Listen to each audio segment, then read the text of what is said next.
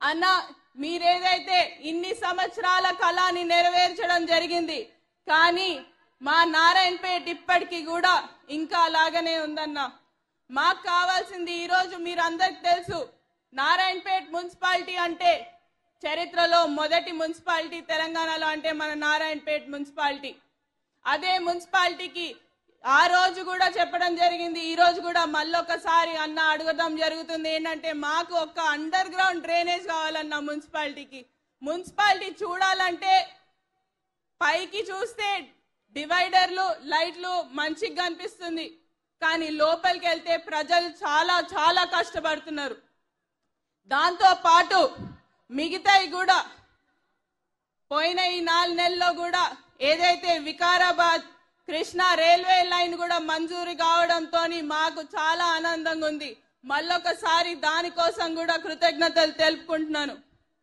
ఆ రోజు ఇదే సభలో మీ అందరు చెప్పడం జరిగింది, 6 గ్యారంటీలు కాంగ్రెస్ ప్రభుత్వం అధికారంలోకి వస్తే 6 గ్యారంటీలు తప్పకుండా ఒకటి తర్వాత ఒకటి చేసుకుంటే వెళ్తామని చెప్పడం జరిగింది.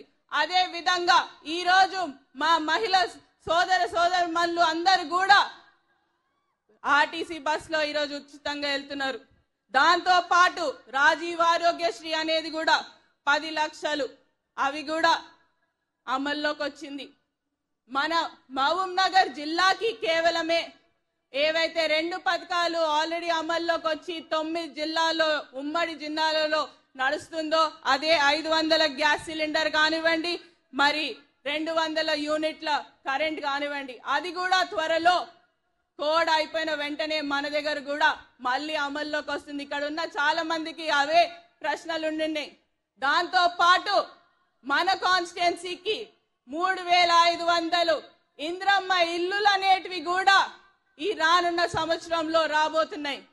ఇవన్నీ కాకుండా ప్రతి ఒక్కటి ఆ రోజు మహిళల కోసం మాట్లాడి మహిళల సంఘాల కోసం మాట్లాడడం జరిగింది. ఆ రోజు మహిళా సంఘాలకి వడ్డీ లేని రుణాలు అని చెప్పి, ఈ రోజు అదే మహిళా సంఘాలకు కూడా మన నారాయణపేట్ జిల్లాలోనే 5000 పైగా మహిళా సంఘాలు ఉన్నాయి.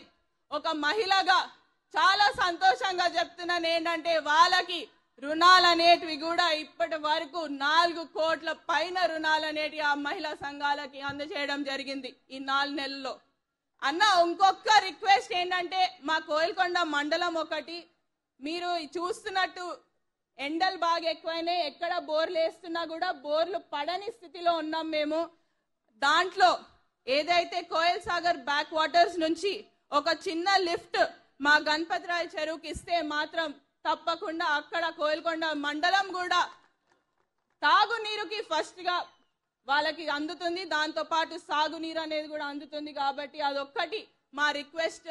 దీంతో పాటు మీ అందరు ఇంత పెద్ద ఎత్తున వచ్చినందుకు ధన్యవాదాలు తెలుపుకుంటూ